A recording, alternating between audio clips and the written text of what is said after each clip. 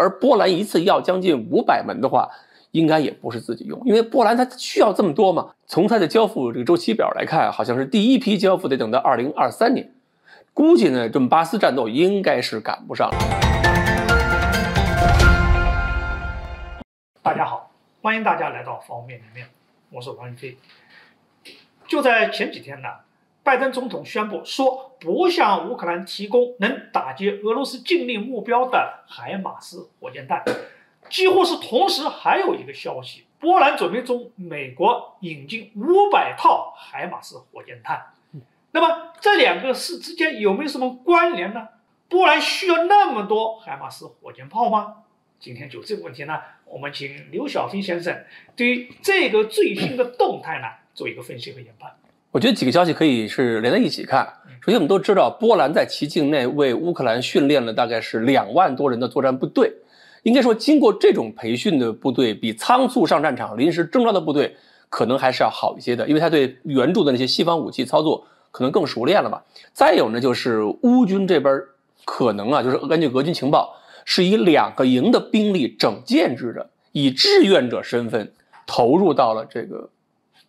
乌克兰境内，准备参加作战了。那么这种方式的话呢，就有可能出现一种情况，就是他们这些个后备的训练的乌克兰部队，加上乌军这些所谓的志愿部队，会成建制进入乌克兰作战。这个时候会不会有一些个武器重装备也成建制的跟随进去作战？顿巴斯的部队，乌军和俄军都在死拼嘛，双方都在拼消耗。那么乌军如果没有一个成建制的生力军去补充进去，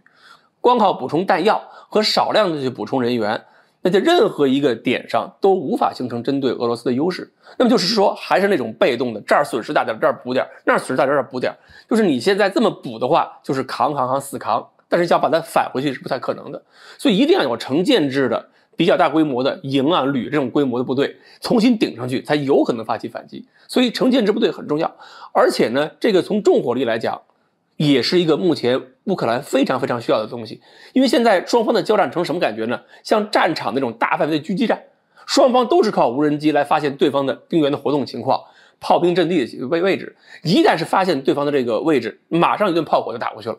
等于双方是在激烈进攻，但这种激烈进攻变成了一种大规模的以炮兵为火力、以无人机为观察的狙击手段，成了一种炮兵对狙。所以现在火力很重要，观察很重要。那么海马斯火箭炮是不是有可能交给乌克兰后备军以及这帮波兰所谓志愿军作为重要支援火力使用的？原来美国准备提供的火箭炮有2种，一个呢叫 M142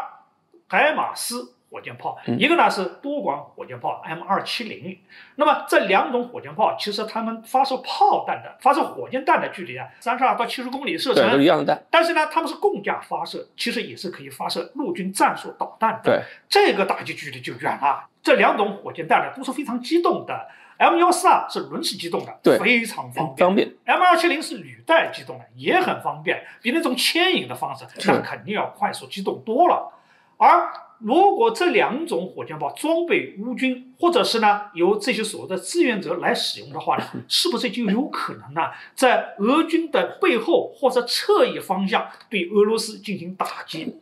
以挽救或者是解救那些乌克兰被包围？首先，它单炮的火力就比较猛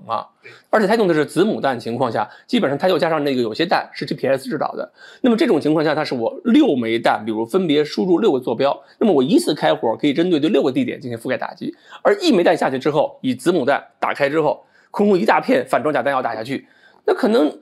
就是若干个这个连营阵地就可能被一次就打下来。这个威胁是非常大的，所以这种东西如果上了前线的话，那肯定是对俄军有很强的压制作用。而波兰一次要将近500门的话，应该也不是自己用，因为波兰它需要这么多嘛。从它的交付这个周期表来看，好像是第一批交付得等到2023年，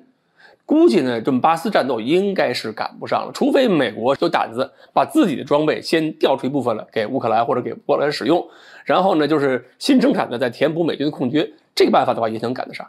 所以我估计也是后续的这个进军过程中可能是这样的，因为他同时还买了爱国者，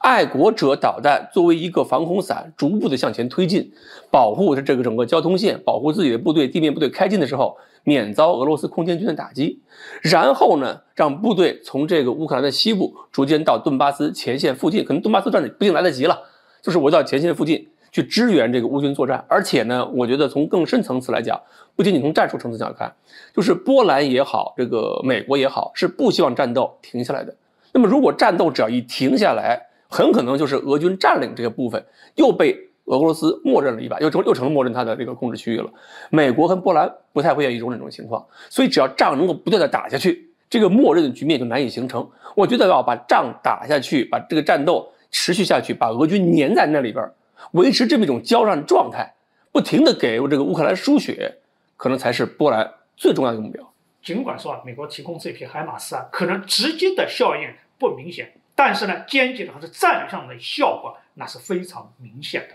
好，今天这个话题我们就聊到这儿，欢迎大家继续关注方方面面面，下一期我们再见。